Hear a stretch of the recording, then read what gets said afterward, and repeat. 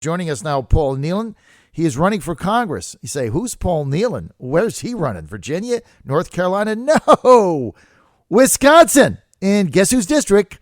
Paul Ryan's. Now, we've got some polling information that says this is going to be a very close race. I'm sure Mr. Ryan has his army of Chamber of Commerce consultants and other globalists out there going absolutely bananas because he's their poster child for open borders, immigration, and the way he stands up to Trump. I mean, you got to hand it to Ryan. If he could only stand up to Obama, but he can stand up to Trump and the conservatives, though, right? He can certainly do that. Can he knock him off? Now, we're going to try to talk Paul into letting me come to Wisconsin for 2 days in August into his district to do my show, talk to average people, and see what's going on. Joining us now, taking on the giant, trying to be giant killer, can Paul Nehlen cantorize, as they say, new verb.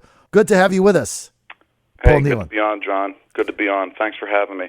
All right, so let's break this down. You've got a primary in August. You're challenging the Speaker of the House. I mean, come on. He's got so much power, so much money. All the big donors are behind him. All the business elites are behind him. The cabal in Washington, D.C., the political ruling class, the globalists, the slave trade network, the open borders crowd. I mean, he's got everything behind him. How do you beat this guy? Well, he's got the Obama administration behind him, too. I mean, look at Paul Ryan's top 3 policy initiatives align with Obama's top 3 policy initiatives. Amnesty, a path to citizenship, changing our current immigration pathway. There's nothing wrong with it. I've got legal immigrants here in Wisconsin that are telling me they're fed up with Paul Ryan trying to push other people to the front of the line. Paul Ryan's for Trans-Pacific Partnership. That's one of the 2 reasons that Brexit occurred, was these big globalist trade agreements. The EU had crushing regulations, just like the Trans-Pacific Partnership will have. And the third thing is this criminal justice reform. They're calling jailbreak legislation. They're talking about letting very dangerous people out of federal prison. This isn't somebody who smoked a joint. This is somebody who got busted with a lot of drugs, and in some cases they had weapons on them, but they pled it down so that they just have a drug charge. Paul Ryan is for all 3 of those things. Those are President Obama's top 3 initiatives. And this Trans-Pacific Partnership, that was what lit my fuse. And by the way, John, you're not going to have to talk me into coming up here in August. You come up here and interview these folks. I'm knocking doors every day. I'd like you to see what I see here. When I ask people, either they answer the door and they say, "Oh, I'm so glad you're running.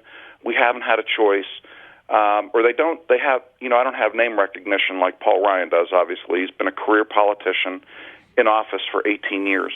If I bump into somebody that they say, "Oh, I'm going to vote for Paul Ryan," I'll say, "Okay, ma'am, may I ask you why?" "Well, I like him." "Okay, ma'am, may I ask you why?" And they glaze over, and they know immediately. It's like saying, "What's the name of your first child?" If you forgot the name of your first child, you'd go, couldn't believe it. They can't believe they can't think of something just like that. And they can't think of something just like that because Paul Ryan's not focused on them. Mm-hmm. He hasn't been focused on them for quite some time. So, well, look, one of my big issues with the Speaker, and I'm not a backer of his, Paul, by any means, so obviously we hope you win.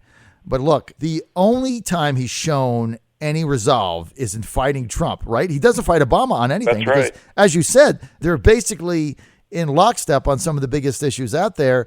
And, he put all this political capital behind bailing out Puerto Rico. You can call it a restructure, Paul. It was a bailout with, at the end, just saving Wall Street investors that invested in high-margin Puerto Rican bonds for one reason. They either going to win and get the return, or they knew the taxpayers would bail them out. So it's like you go to Vegas and you bet red or black, either way it wins, and you only put down one wager. You win either way. The whole thing is rigged. And so, he fought for that, and he fights Trump, but he does nothing to stop Obama on anything. And he's the Speaker of the House. Yeah, he's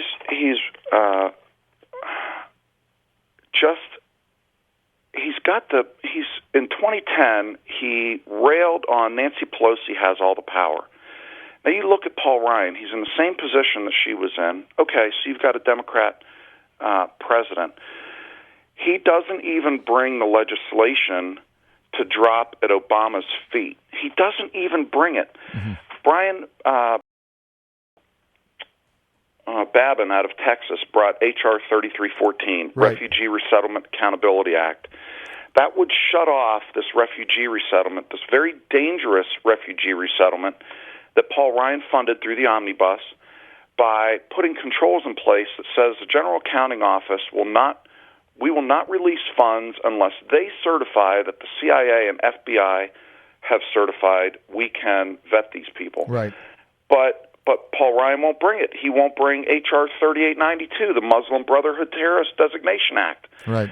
These guys, Paul Ryan will not bring legislation to the floor, but he'll bring a betterway.gov laundry list proposal. It's not legislation. Here's our 5 planks. He just went on local TV, WISN, and talked about, here's our 5 planks. Hey, where's the legislation?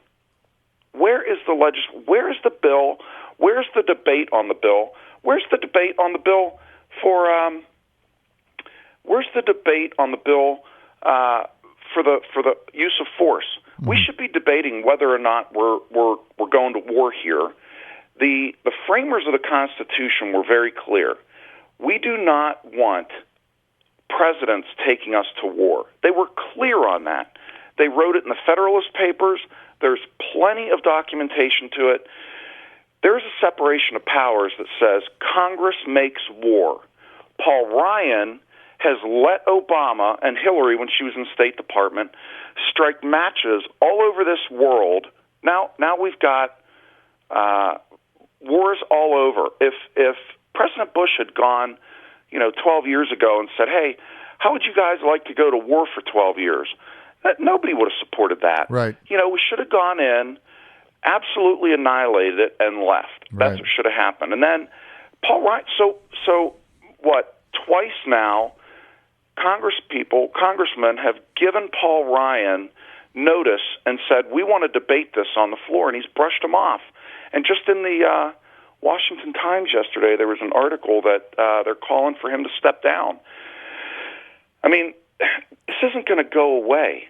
People are paying attention to what's going on. People in Wisconsin are paying attention, and they're wondering, why is Paul Ryan working on a Puerto Rico bailout when our main concern is jobs in this district, which Paul Ryan's given away with TPP, and national security, which he's funding the demise of by bringing Muslim terrorists over here. Unvetted people. Doesn't even matter if they're Muslim. Although the vast preponderance of them have been Muslim, wreaking havoc in this country. If somebody can't be vetted, whether they're a narco-terrorist out of Mexico, right. We have more deaths right now from narco-terror in Chicago and Milwaukee than Islamic terror in Afghanistan and Iraq.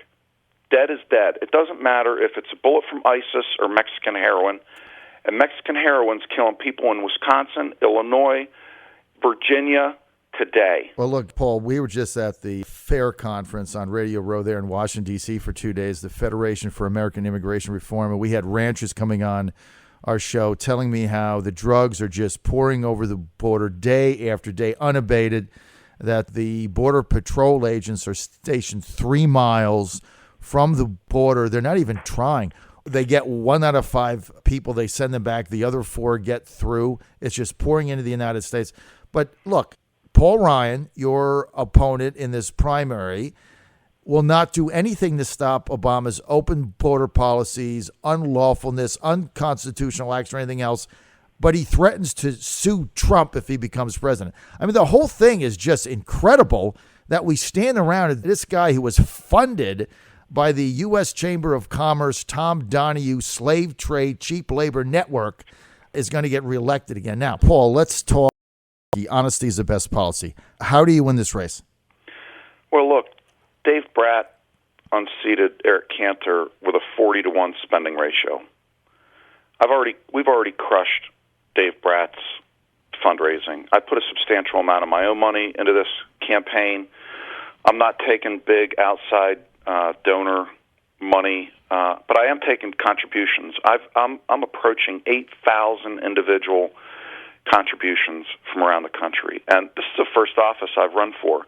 I've run businesses all over the United States, all over the globe. I ran big private equity companies, big Fortune 500 companies. I was in charge of Europe, the Middle East, and Africa for Fortune 500.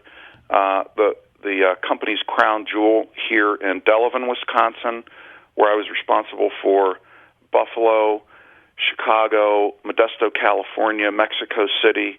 So I know how to run big businesses.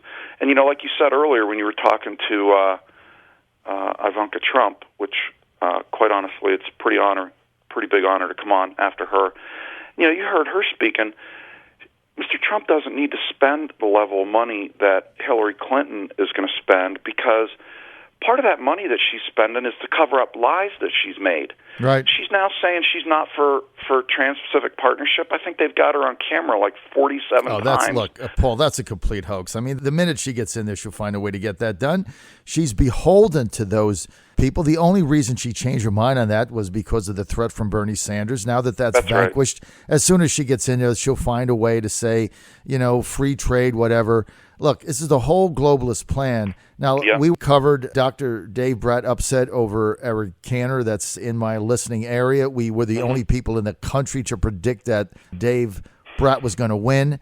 I don't know enough about your race, but look, we saw some poll this week that came out that suggested it might be within striking distance. Can you speak at all to that? Absolutely. We are doing great in the district here. We've got billboards up, we've got videos out, we're on TV, we're on radio ads. There's certain stations that I've been invited on many times. Others I've got nothing but the local payroll pundits carpetbagging against me here. They're absolutely local payroll pundits carpetbagging. I love that. Yeah, exactly. Yeah, Paul Ryan's in D.C. and they're pulling for him. They got a local guy who's willing to represent this district. Local. That's exactly right. Local radio is carpetbagging for the guy in D.C. who's working on behalf of these globalist interests. So think about that for a minute. Was I born in Wisconsin? No. But I'll tell you what, I will bleed for Wisconsin jobs. I don't care if you're in a union or non-union. I don't care if you're blue-collar, white-collar, gray-collar. I am going to absolutely work to defend your jobs. Paul Ryan's going to give them away. Article 27 of the Trans-Pacific Partnership sets up the Trans-Pacific Partnership Commission. That is an unelected board, just like Brussels is to the EU. Exactly. These unelected people that put out regulations that tell people in countries how they can live. Not their local elected officials, but foreign people telling you how you can live. Paul Ryan calls this a free trade agreement. This isn't a free trade agreement. This is a crony. This is the worst crony insider trade deal possible. 5,500 pages. It's got President Obama's climate change treaty buried in the Trans-Pacific Paul, Partnership. you nailed it. This TPP is just part of the whole globalist agenda. That's right. The You're rural right, English people just kicked it out, and we've got to defeat this thing. So here's what I want to do. Invite me there anytime if you need like a speaker or an MC Absolutely. or somebody to rally your people. I'll come up. I'm taking my family to Cooperstown August 10th for a baseball tournament. So I'd like to go to Wisconsin in your district on the 8th and the 9th, do my show from maybe a coffee shop on the 8th, and then you pick a precinct on August 9th that you think is representative of the district, and I'll do my show right outside there live, and we'll just ask the people coming in. How about that? I love it. Can't wait. All right.